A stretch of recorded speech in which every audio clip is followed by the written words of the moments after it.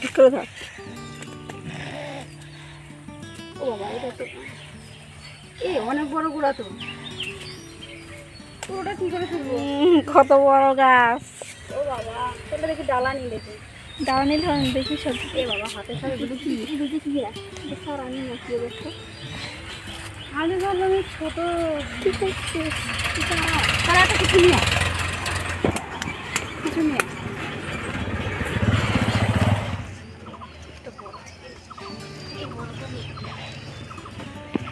গাছটা তুলিল। গাছ কি করে তোলে আবার? তাহলে ধার লাগলে হনে যায় না কিছু। ধার লাগলে হনে যায়। বিশাল ধার তো। ওইদিকে চারা নাই কে জানি। দেখ তো চারা আছে নাকি, চারা থাকলে হচ্ছে।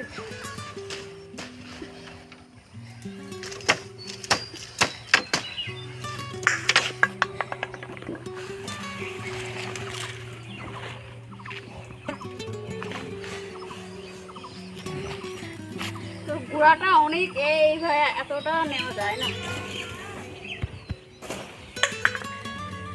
আর একটা নেই, এটা ভাবলাম যে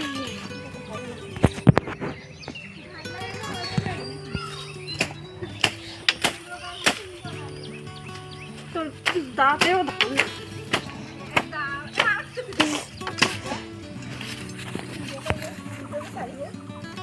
হ্যাঁ,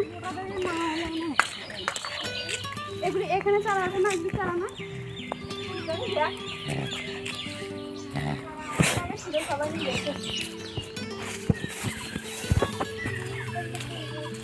বড় হয়ে গেছে। সারা বাইরে আমাদের সবাই সারা মান গেছে।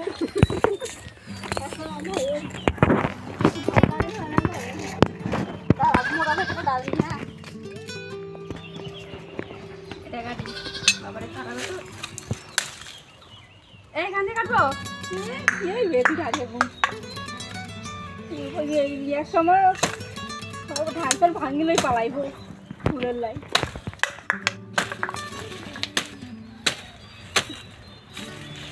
না, একবার ডালা নিয়েছিলাম তো। হ্যাঁ, আরো কাটছি। হ্যাঁ, সমস্যা নাই। আবার আমার হাত চুলকায় রে এগুলো। কোষ হাত দিলে না আমি আর চাইনি। করবে না, করবে না তো। হাত দিব, হাত দিয়ে কি অবস্থা।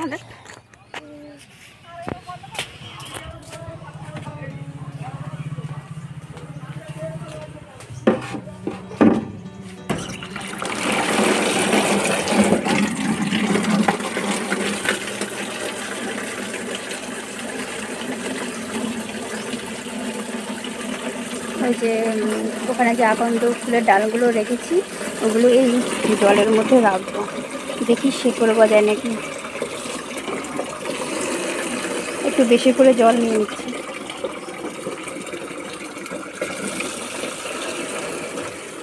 ঠিক আছে, তো দেখো নীল পলিশটাও উঠে গেছে। যন্ত্রণা করছে আঙুলটা, ভীষণভাবে লেগেছিল।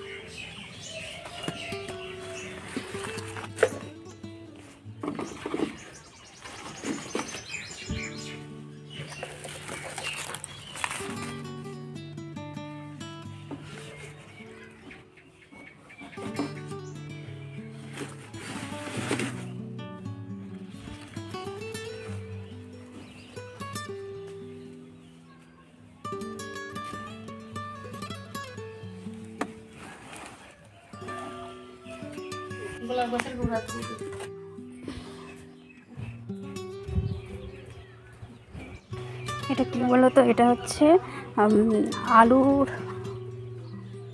ঘষেছিল দিদা আলুর বড়া করার জন্য। সেই জলটা মা বলছে ফেলিস না, এই জলটা গাছের গোড়ায় দিয়ে দিতে। তো যে কোনো সবজির পচা জল, এইরকম আলুর খোসার তারপর জল যেটা থাকে সেটা এরকম গাছের গোড়াতে দিয়ে দিই। এই দেখো টমেটো হয়েছে, একটা গোলাপ হয়েছে।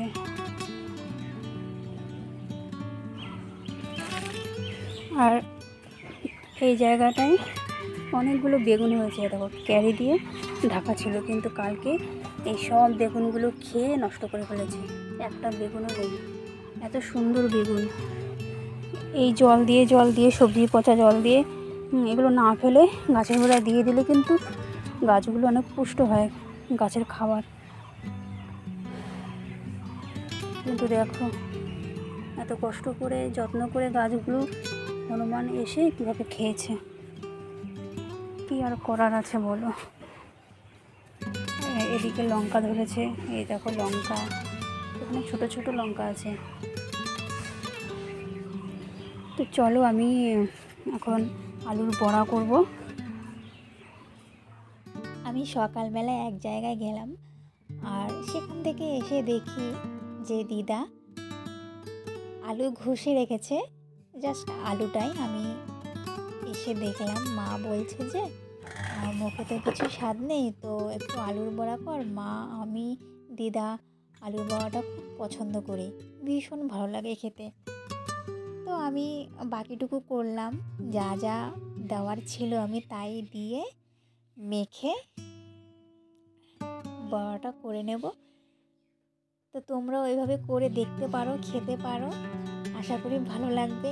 আর এটাও দিয়ে দিলাম। আর সকালবেলায় তোমরা তো দেখতেই পেলে যে আমি আকন্দ গাছের ডালা এনেছি বাড়িতে লাগাবো বলে, দেখি বাঁচে নাকি। জলে আমি রাখলাম গাছের ডালটা, মা বলল। আর আমি এই বড়াগুলোকে এইভাবে শেপ করে নিয়েছি, দেখতে ভালো লাগবে তাই।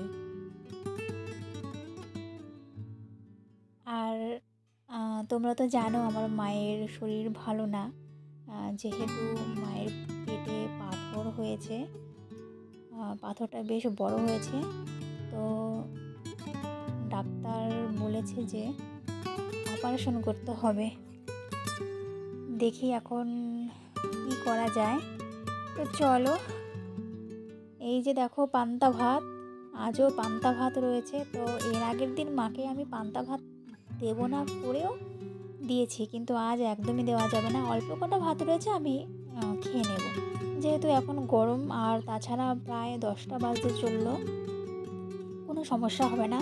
গরমের সময় পান্তা ভাত খাওয়াই যায়, কি বলো?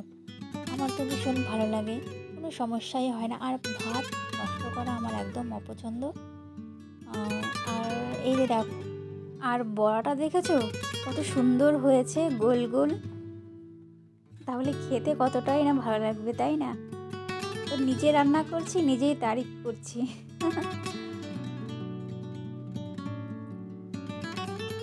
আর আমি